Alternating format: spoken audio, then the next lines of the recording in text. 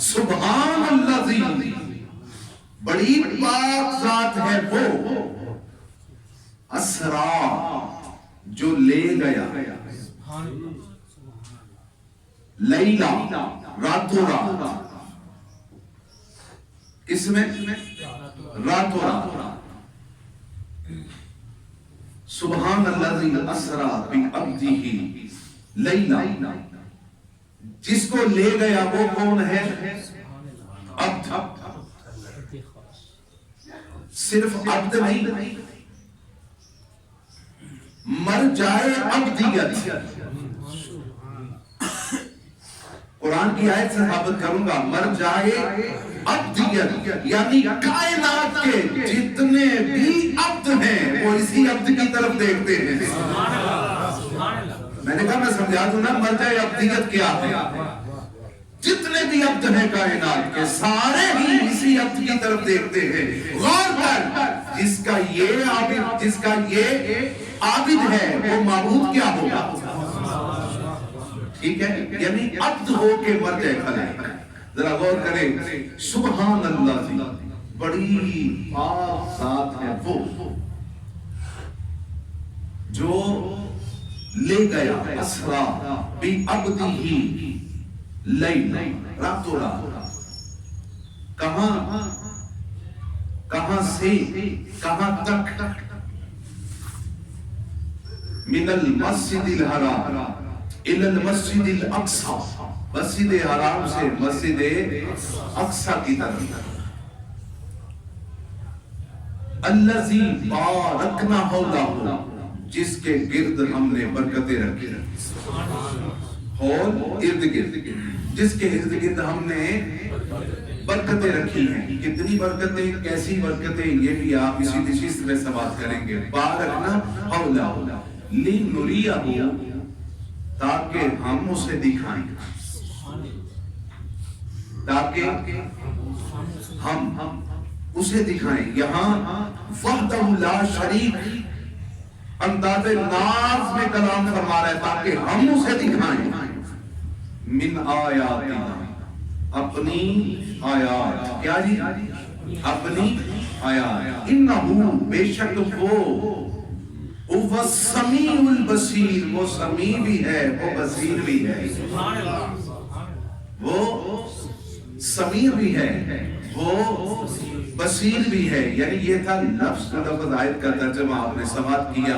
لفظ سبحان، جب بڑا تعجب ہو کسی بات پر تو فوراً نکلتا ہے سبحان اللہ. تو یہاں قرآن نے بھی اسی عجب کو بیان کیا کہ یہ معراج، یہ سر بسر سفر، یہ سر بسر سیر، اس میں اتنے حقائق ہیں کہ جب بھی کوئی اس واقعے پہ غور کرے گا فقط سبحان اللہ اس کی زبان سے نکلے گا.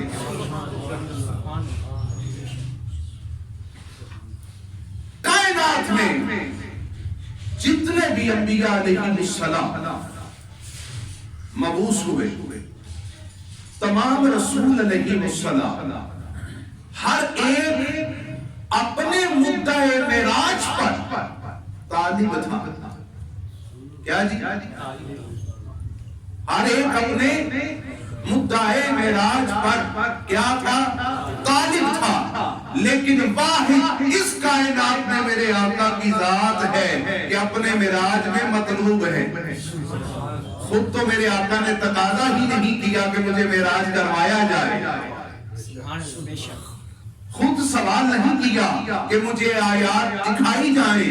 پروردگار نے خود اس رات طالب بن کر اپنے محبوب کو مطلوب بنا لیا.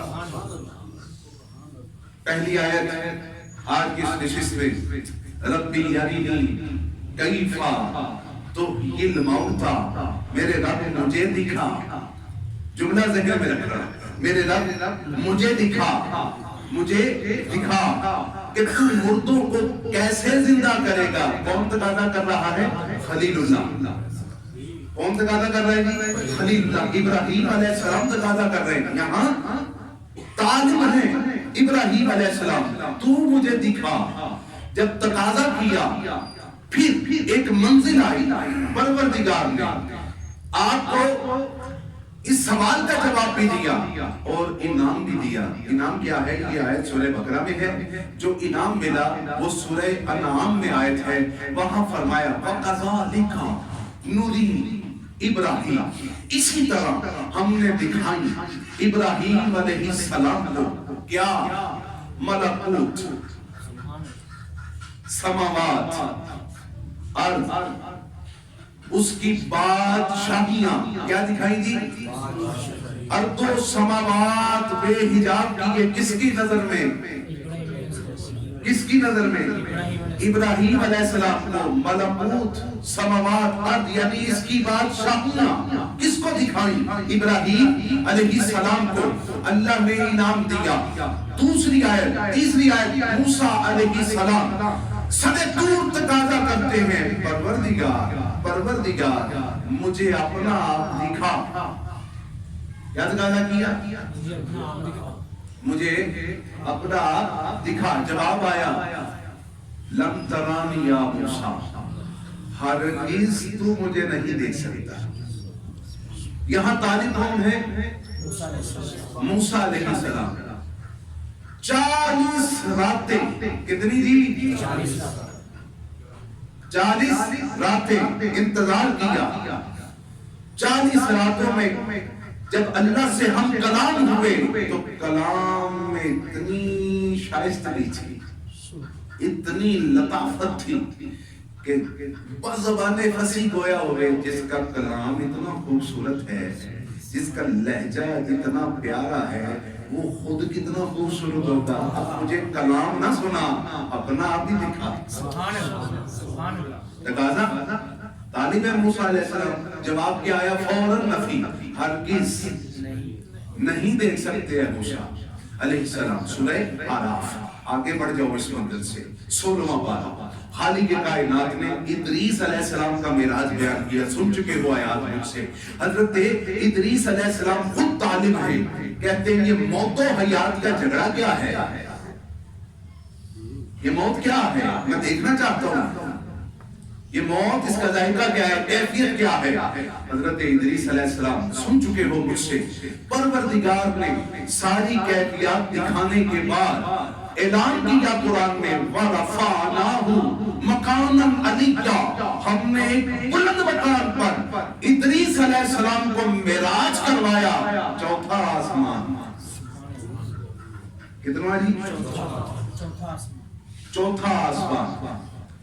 چوتھے آسمان پر ادریس علیہ السلام کا مکان بنا. خالق کائنات فرماتا ہے وَرَفَعْنَاهُ مَقَامًا عَلِيًّا. چوتھے آسمان کی وسعت کو اللہ علیہ کہہ رہا ہے. اور غور کر، جو وہاں تک گیا ہے جہاں کسی کا تصور بھی نہیں جا سکتا، وہ کتنا بلند ہوگا. میرے سامعین لگتا ابھی بھی اس منظر تک نہیں پہنچے جو میں دینا چاہتا ہوں آپ کے ذہن اور تصور کو. غور کریں. وَرَفَعْنَاهُ مَقَامًا عَلِيًّا، ہم نے ایک بلند مقام میں اسے اٹھا لیا. یعنی جو اللہ کی نظر میں بلند ہو وہ کتنا بلند ہوگا. اور جس کی شان میں فرمائے اوّدنا، وہ اوّدنا تک آیا ہے. ٹھیک ہے. اب ذرا حقائق سمجھنا ہے. قرآن پاک میں معراج کے متعلق کتنی؟ 19 آیات. پیچھے تک جو سامعین ہے ذرا ذوق، اپنے ذوق سماعت کو بیدار کر لینا. کتنی ہیں جی؟ 18 آیات مسلسل سورہ النجم میں ہیں. کتنی؟ مسلسل. والنجم اذا ہوا سے لے کر لقد رأى من آیات ربه الکبریٰ تک کتنی بنتی ہیں؟ 18 آیات. اگلی نشست میں اس کا میں پورا فلسفہ بیان کروں گا. اور ایک آیت کہاں ہے سورہ اس میں بنی اسرائیل میں جو آج آپ نے ابھی سنی. کتنی بنی؟ کتنی؟ بسم اللہ کے کتنے ہو؟ 19. غور کرنا، بڑی توجہ رکھے. 19 کو جب ملاؤ، 9 ایک طرف، ایک طرف، 9 منتہائی عدد ہے. نو منتہائے عدد ہے، اس کے بعد پھر ایک ہے، اور ایک ابتدا بھی ہے انتہا بھی ہے۔ معراج میں پروردگار نے 19 آیات دے کر یہ بتا دیا منتہا عدد کا راز بھی اس میں، یکتائی کا راز بھی اس میں۔ اگر اس کو دیکھو گے تو انتہا دیکھ لو گے، اور بس اس کے بعد اگر کچھ ہے تو بس رب ہی رب ہے۔ کیوں جی سمجھ آئی؟ رکتے ہیں یہی آپ کے قدم اہل نظر کے، رکتے ہیں یہی آپ کے قدم اہل نظر کے، اس اونچے سے آگے نہ زماں ہے نہ زمین ہے۔